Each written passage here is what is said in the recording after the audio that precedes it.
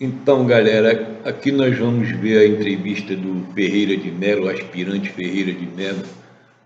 Na época que ele deu essa entrevista foi na década de 60, ele tinha 61 anos. E tanto ele como Bezerra, que deu uma entrevista para o Globo em 1957, eles estavam dando entrevistas porque, no caso do aspirante Ferreira, teve um velhinho lá da Paraíba, que nem eu coloco aí, o nome dele era Antônio Ferreira, e ele disse que Lampião não morreu em Angico e que Maria Bonita nunca existiu, que era uma criação, né, do imaginário popular, que só existia em conto de cordel e outras coisas mais. Então ele nega tudo e eu achei muito interessante que esse Antônio Ferreira foi o que forçou o aspirante Ferreira, né, a dar explicações sobre o que ocorreu no combate em Angico.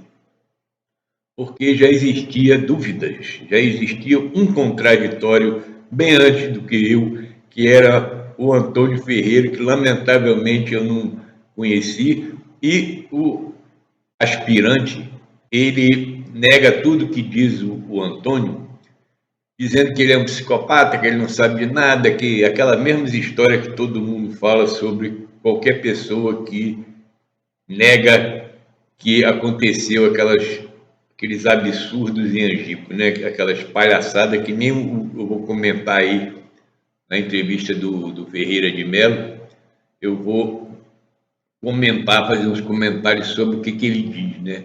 E a entrevista dele é idêntica praticamente à entrevista do Bezerra, só muda em alguns pormenores, mas a parte da chuva torrencial ele fala diversas vezes, assim como Bezerra também fala diversas vezes que chovia torrencialmente.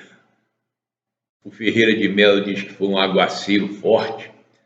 E o João Bezerra deu a entrevista dele ao Globo porque Manuel Neto, né, o nazareno Manuel Neto, ele diz que os nazarenos reconheceram a cabeça de Lampião, todo mundo em Nazaré, mas o nazareno mais importante que combateu o Lampião, Manuel Neto, não reconheceu, e o Bezerra se achou na incumbência de dar essa entrevista ao Globo porque ele foi intimado, né, pelo Manuel Neto, assim como Ferreira de Mello foi intimado pelo Antônio Ferreira, o velhinho da Paraíba que disse que Lampião saiu para Campina Grande, acho que Campina Grande é na Paraíba, né?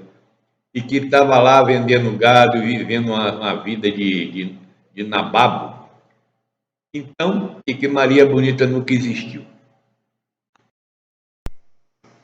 Galera, bom dia, tudo bem? É o seguinte, eu estive vendo, né, algumas coisas com referência a esses canais que divulgam aí a literatura do cangaço, etc e tal, e ele no caso colocou a entrevista de Ferreira de Mello, né, o lugar-tenente, o aspirante Ferreira de Mello, que foi um dos líderes da invasão, e foram buscar uma entrevista dele que ele deu logo após o ataque.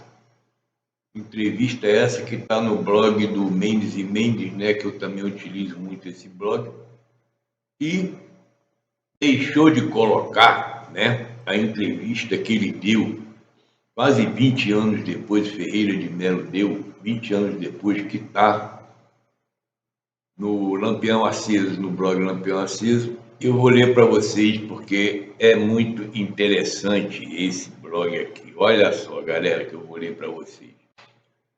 Decorridos, isso aqui é a introdução da entrevista, né, que foi feita em 1966.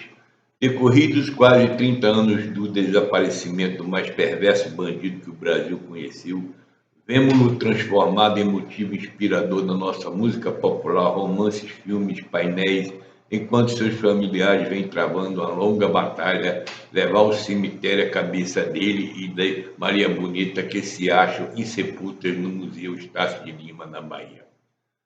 Ao lado de tudo isso, vem de surgir um fato curioso envolvendo a ressurreição do rei do cangaço, um velhinho paraibano radicado em Fortaleza que conviveu, conheceu muito bem, até combateu o Lampião nas Caatingas, divulgou recentemente que o desalmado cangaceiro não havia morrido e que a existência de Maria Bonita não passava de um mito.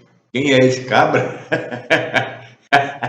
Parece eu, por conta mesma, nunca existira, a não ser na imaginação de trovadores e romancistas da feira.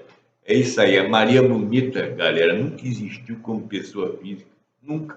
É um nome criado após um fato duvidoso. Disse ainda que Lampião está mais vivo que nunca, negociando gado em Campina Grande e vivendo como um nababo. Chega a desafiar qualquer doutor, provar o contrário. Quer dizer, queria eu ter conhecido esse paraibano radicado, velhinho radicado em Fortaleza. Esse aí deveria, né, ter a ideia dele mais divulgada. É o contraditório da época em que o Ferreira de Mello deu essa entrevista, que nós vamos entrar nela agora, né? Tais afirmações, bem como alguns pontos obscuros e controversos que existem em torno do capitão Lampião, levaram-nos à figura das mais autorizadas sobre o assunto, de vez que assistiu de perto seu extermínio lutando e comandando. Trata-se do tenente-coronel reformado Francisco Ferreira de Mello, aspirante de então, que comandara uma das volantes e que, em atenção ao tenente João Bezerra, seu compadre e amigo, e já na pista de Lampião, chegara a orientar o movimento das tropas que cercariam o cangaceiro e seus asseclas. Além disso, foi a sua tropa que primeiro se defrontou com os bandidos, abrindo fogo e os destruindo na maioria. Fomos localizá-lo no Poxim, povoado pertencente ao município de Curuípe, estado de Alagoas, onde vive inteiramente voltado para o coqueiral que se estende ao longo do fundo de sua residência, uma espécie de casa grande.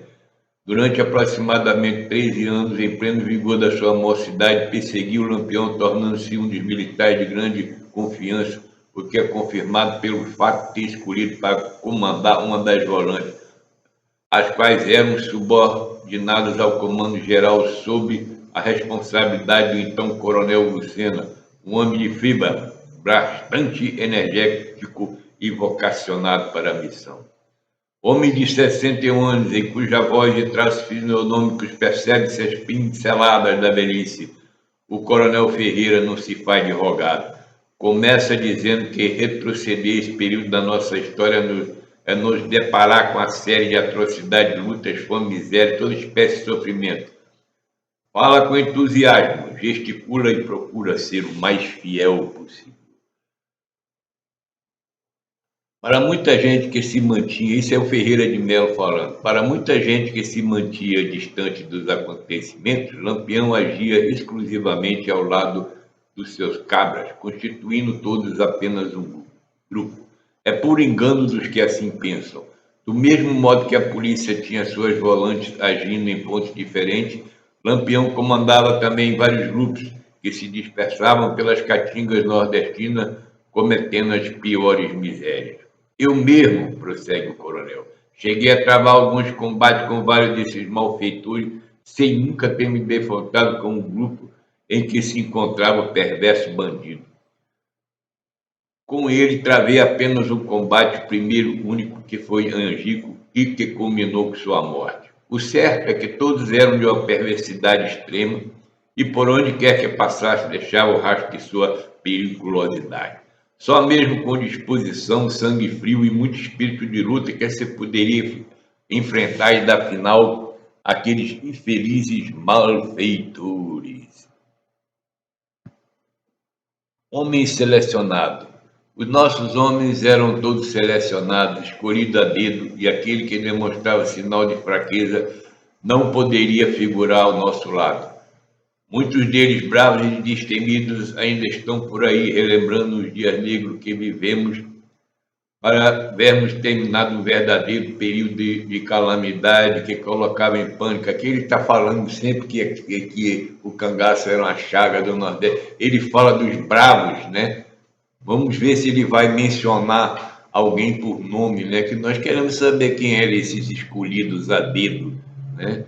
Seria muito importante ele falar isso, mas não sei se vai falar. Vamos continuar aqui.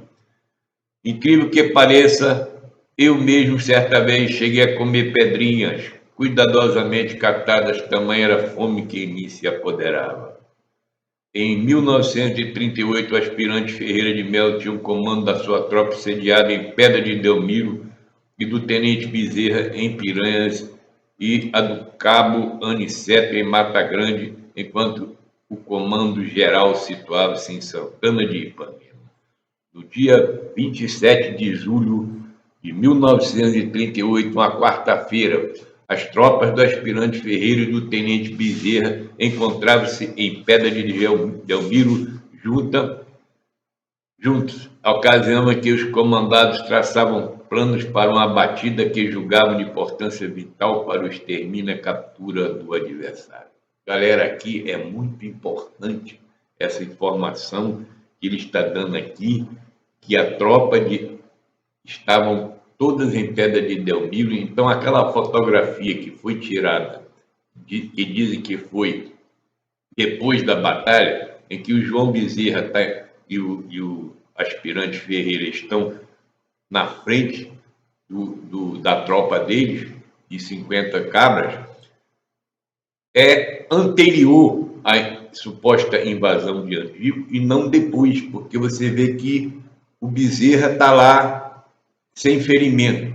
Então, galera, veja bem o que acontece com essa mistura da data, da fotografia da tropa, dizendo que foi depois da invasão e não antes, porque se eles tivessem tirado essa foto antes, né, da invasão, seria uma fotografia onde todo mundo ia saber que teria, né, uma tropa grande ali em Piranhas, inclusive o Lampião ia saber, ia ter aquela tropa grande que as tropas tinham se juntado para uma ofensiva. Aí ele ia ficar em Angico sem nenhum sentinela, dormindo de cueca. Tá vendo, galera, como essas misturadazinhas que eles mudam a data de propósito para poder tentar tapar o buraco, né, daquela fotografia em que o Bezerra aparece sem nenhum sinal de tiro, indicando, Ferreira de Melo dá dica aqui para gente que aquela fotografia foi tirada antes da suposta invasão e não depois. Enquanto o tenente Bezerra deixara Piranhas para encontrar-se com o aspirante Ferreira na Vila da Pedra, Cabo Aniceto deixava Mata Grande sob a alegação de que teria faltando mantimento que garantia a permanência pessoal ali e demandaria Piranhas, onde morava sua noiva, por sinal, filha do prefeito daquele município. A gente vê como Piranhas, né, estava tudo bem guardado em Piranhas, tudo era da família lá do João Bezerra, né, da esposa dele, o coronel Menininho, né, que chamava o prefeito daquele município. Foi justamente nessa ocasião que, inesperadamente, segundo narra o coronel Ferreira, chegara a Piranhas um caboclo, meio assustado e tímido, à procura do tenente Bezerra, manifestando desejo de com ele se avistar. Interrogado sobre o que desejava, relutou em responder, pois que o sertanejo comumente é desconfiado. Depois de muita insistência, resolveu confessar então que horas antes vira um grupo de cangaceiros em Entre Montes, distante dali umas 2 léguas. Detalhadamente dissera no momento que tangia alguns bodes, observou que alguns bandidos se encontravam com em um roçado, quebrando milho e roubando melancia. Reconheceu que pertenciam ao grupo de Lampião. Como é que ele sabia disso, né? Esse Matuto sabia que aquilo era do grupo de Lampião. Diante do que vira, estava desejando falar com o tenente Bezerra, a fim de que o oficial rumasse para aquele povoado. Quer dizer, aqui nós vemos que tem um caguete, né, que não tem o que fazer, em vez de ficar quieto, vai lá caguetar os bandidos para o tenente Bezerra, né? Quem faria um negócio desse? Só um imbecil completo. Uma construção, e se viesse a apanhar, pois em Pedra não havia nenhuma condução motorizada naquele momento. Não tinha caminhão, ele diz aqui também. Apesar disso, as 2 tropas de Bezerra e Ferreira partiram com destino a Piranhas a pé, porque não se poderia perder tempo, afinal de contas, a condução poderia vir ou não. Depois de enfrentarem algumas horas terras comburidas e o solo causticante, encontraram um caminhão procedente de Mata Grande, conduzindo alguns feirantes e suas mercadorias. Tá vendo, galera? Chega um caminhão de Mata Grande, né? Isso é um dos maiores mistérios do cangaço, porque não existia estradas, né? E ali tinha estrada de ferro que levava Mata Grande, ia todo dia ou 2 vezes por dia para Mata Grande, né? Tinha a estrada de ferro Paulo Afonso, quem não conhece essa estrada de ferro, está no meu livro. E essa estrada de ferro para esse percurso todo. Então, quando essa tropa que dizem que foi motorizada, tem também no meu livro que os caminhões daquela época não poderiam de jeito nenhum levar a tropa dos dois, Bezerra e de Ferreira de Melo. Isso é uma das grandes inconsistências e incongruências dentro desse relato dos dois aqui, que o relato do tenente Bezerra e o relato do Ferreira são muito parecidos, né? Eles combinaram, claro, de falar a mesma coisa. O tenente Bezerra determinou assim que fosse descarregado o caminhão, fizesse a volta e os conduzisse até Piranhas, que foi feito incontinente, enquanto os passageiros ficaram aguardando o retorno da condução. Tinha passageiro dentro do caminhão, pelo amor de Deus. No encalço de Lampião, em Piranhas, trataram de providenciar uma canoa a fim de que, através do Rio São Francisco, eles pudessem alcançar a localidade onde se encontravam os bandidos. Depois de grande esforço, resolveram já 3 canoas, diz o coronel. Única solução viável naquele momento, uma vez que eram aproximadamente 45 homens, se tornava necessária a presença de todos. O percurso dessa arriscada viagem foi feito à noite, sob forte aguaceiro, tendo os policiais chegado em Entremonte cerca das 22 horas. Aqui nós vemos que o Ferreira de Melo fala em aguaceiro, né? Enquanto lá no canal da literatura, lá, o apresentador diz que ele não falou em aguaceiro. Você vê, né, galera? Eles estão preocupados com esse tal aguaceiro, porque se o aguaceiro aconteceu mesmo, seria impossível alguém estar naquele lugar chamado de Grota de Angico, que é uma cabeceira do Rio São Francisco. Aquilo ia virar uma tromba d'água, arrastando tudo pela frente. Então, a invasão não teria acontecido. E você vê que a forte aguaceiro, quando alcançamos aquele povoado, ficamos à margem do rio, tendo o tenente Bezerra, comandante das tropas, determinado que o cabo Bida fosse à casa de Pedro de Cândido, bem próximo dali, e o trouxesse preso. Pedro de Cândido, esclarece o coronel, era um dos inúmeros coiteiros de Lampião, vivendo exclusivamente às expensas desse, e sempre afirmava que botaria a polícia em cima de todos os grupos, menos o do Virgulino Ferreira. Quer dizer, esse cara, Pedro de Cândido, o Ferreira está dizendo aqui que ele era um coiteiro, um dos inúmeros coiteiros, e que ele estava alardeando que ele ia caguetar todos os cangaceiros, menos o Virgulino. Não é estranho um coiteiro falar uma coisa dessa, né? Imagine você sendo o Lampião, ia confiar no coiteiro caguete, né? Ah, não, eu cagueto todo mundo, menos o senhor, Virgulino. Não existe isso, não. Aí tem aquela história, pior de tudo é que não trouxe o homem, né? Que o Pedro de Cândido se recusa se recusa a não dar uma desculpa e some. E ao invés de se mandar, né? Se ele tinha culpa no cartão, não, ele fica por lá para eles irem de volta e pegar uma segunda vez. Quer dizer, essa história também é tão esquisita, né, galera? Aí eles arrancam a confissão verdadeira, torturando ele, o comandante, nosso atrás resolveu ganhar, no sentido que eu desse um jeitinho chamei para um lugarzinho afastado, já tomado de forte cola, e aí botou a faca nos peitos dele, né? E você tem dois caminhos, ou confessa ou morre. Encostei ele por alto, furando-lhe sem grande profundidade. Eu vou contar tudo, disse Pedro de Cândido, mas vai morrer muita gente. Certifiquei o ocorrido ao compadre Bezerra e mandei que ele próprio ouvisse a confissão. Sem muita demora, foi logo dizendo que os cangaceiros de fato estiveram entre montes, porém já haviam atravessado o rio. Aqui a gente vê, galera, uma coisa muito importante, curiosa, que pela história que depois se contou, o Corisco estava ali do lado de Entremontes, né? Por que o Pedro de Cândido, como ele diz aqui, que ele caguetaria todo mundo, menos o Lampião, não caguetou o Corisco, que estava logo ali na fazenda Emendadas, ali, do lado, praticamente, de Entremontes, do outro lado do rio, da onde era o coito Angico, suposto coito de Lampião.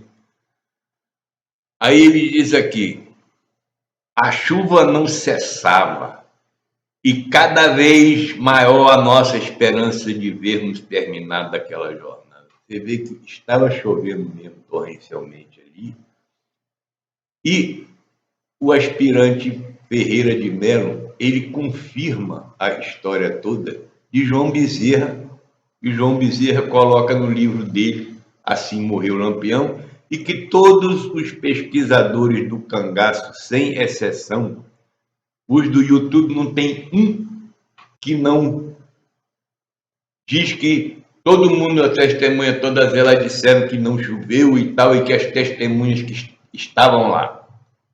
Essa é uma das maiores falácias desse estudo mequetrefe do cangaço, porque eles usam, né, a falácia do argumento circular. A Sila estava lá, mas a Sila tem que provar que ela estava lá. Ela nunca provou que estava lá. A Sila nunca provou que era uma cangaceira. Os depoimentos da Sila são eivados de mentiras, né? Eivado de mentiras. Diz que Maria Bonita era a parteira dela, que ela comia melancia com lampião, que ela sentou numa pedra e viu as luzes da volante. Tudo isso todo mundo sabe que é mentira. Ela nunca esteve em Angico, né? E se o Ferreira de Melo e o Bezerra estivessem em Angico, eles iam saber que aquilo era uma corredeira. Se eles, quando chove, eles não iam estar nessa asneira de colocar que choveu um aguaceiro e o tenente Bezerra falando em chuva torrencial, né? Aqui está a prova, né, galera? A prova do que foi dito. Aí, aqui, depois eu vou deixar o link aqui. Vamos ver se ele fala alguma coisa sobre a trajetória. Quando atravessamos o São Francisco, encostamos as canoas em um lajedo e rumamos para a casa do irmão de Pedro de Cândido, cujo nome não consegui gravar. Deixamos o coiteiro e procuramos falar com seu irmão, sem dizer que Pedro se encontrava conosco. Ele não queria confessar, sempre negando, até que a nossa parte. Daí procuramos fazer a cariação dele com o irmão, tendo este tão logo se avistar, pedindo que confessasse tudo. Exatamente a mesma história que o tenente Bezerra relata. O coronel Ferreira respira fundo, esfrega as mãos e diz que a partir daquele instante estava iniciada uma verdadeira via-cruz. Estávamos cansados, molhados como pato, né? Como é que eles estavam cansados, né? Sei lá. Mas tínhamos uma missão a cumprir. As tropas foram divididas, cada grupo seguiu seu rumo, e coube a minha volante conduzir Pedro de Cândido, que nós mostraria o local onde se achava o assassino. Andamos de 4 pés, de joelho, rastejamos. Olha só, eles rastejaram ali naquela pedreira de Angico. Eu acredito que nenhum dos dois, né, tinha ido em Angico, nem Bezerra e nem Ferreira, para falar uma asneira dessa. Evitando assim que algum barulho viesse a nos denunciar.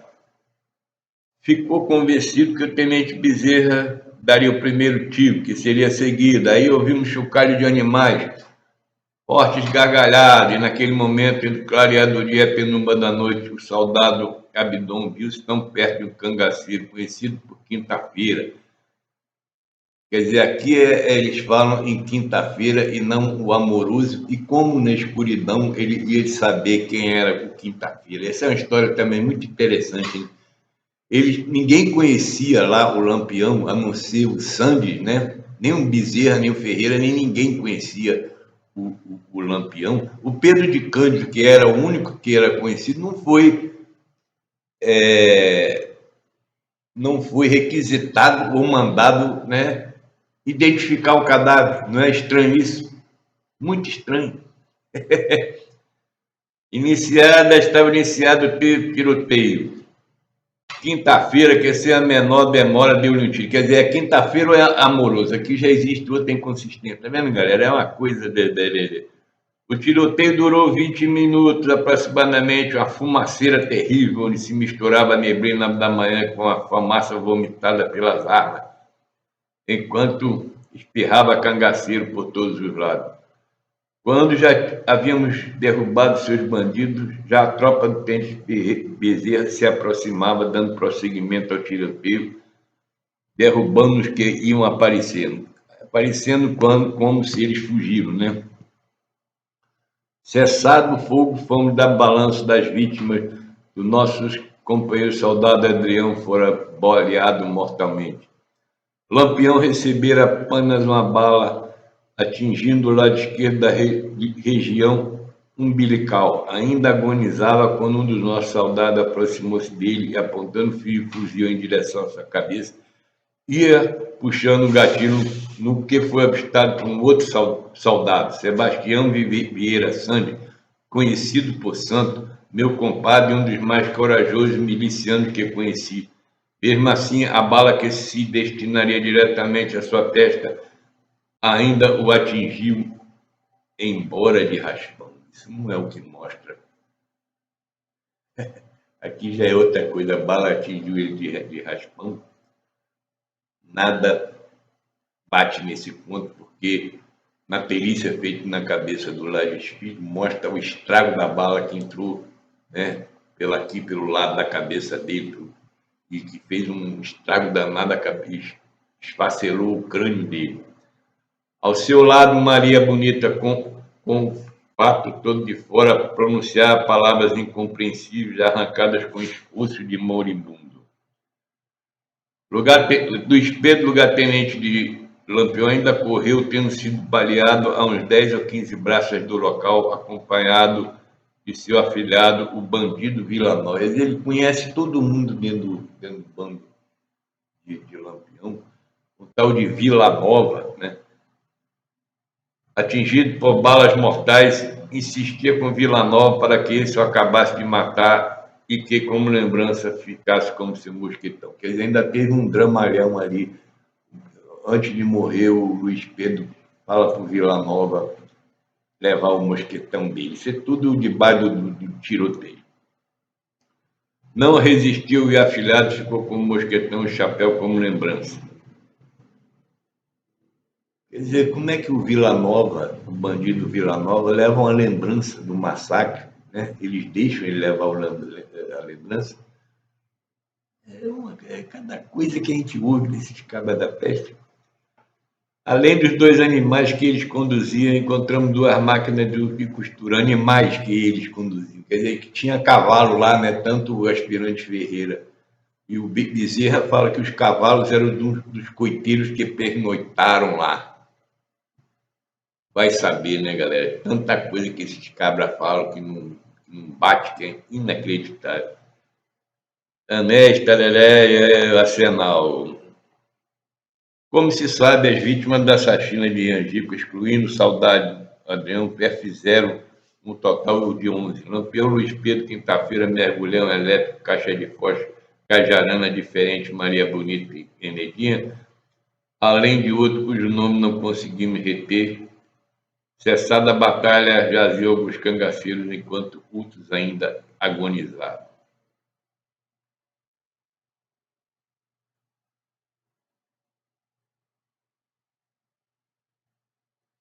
É isso aí. Aí ele mostra como ele fez, arrancou as cabeças.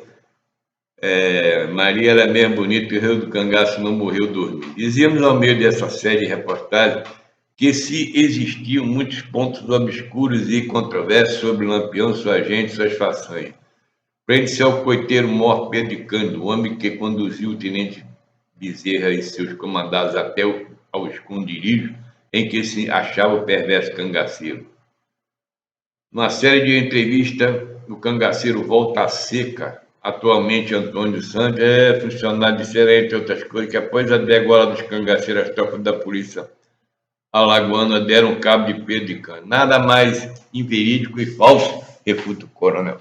Na realidade, quando conduzíamos em demanda de Angico, levando com certa cautela, eu havia autorizado a 2 soldados que, tão logo fosse iniciar o tiroteio, acabasse com a vida dele.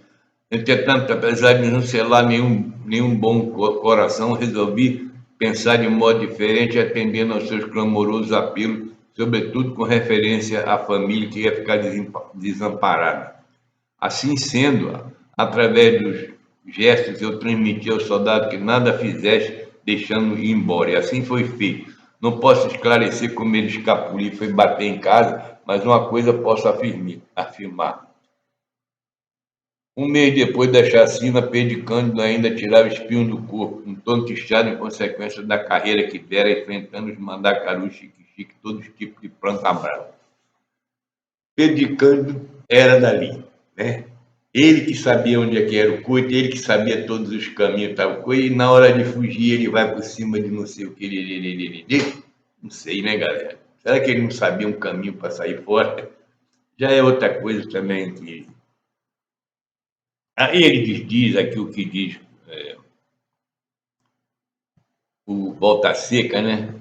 E o coronel destacando Pedro de Cândido, que era muito mulherengo, aí ele fala aqui sobre a morte de Pedro de Cândido, mas não sei se ele fala que Pedro de Cândido era um policial. Ele fala que ele era um lobisomem, né? Mas o Frederico diz que ele era, que tem documento dizendo que ele foi o cabo 867 da Polícia Alagoana, o Pedro de Cândido foi cabo da polícia. Lampião não dormiu, não morreu dormindo. Lampião, sem dúvida alguma, foi tomado de surpresa e longe estava ele de acreditar que aquelas horas, aquele seu infeliz amanhecer de nossas tropas estivesse ali ao seu redor. Quer dizer, o Lampião se mostra um imbecil completo, um incauto, sem nenhuma inteligência, né? Sem nenhuma sabedoria do que estava acontecendo ali do lado em Piranhas, né? Ali do lado em Pedra de Delmiro, se ele tinha aqueles olheiros todos, ninguém chegou a avisar esse tal de Lampião. Então, Lampião não estava ali em Angico. Pode acreditar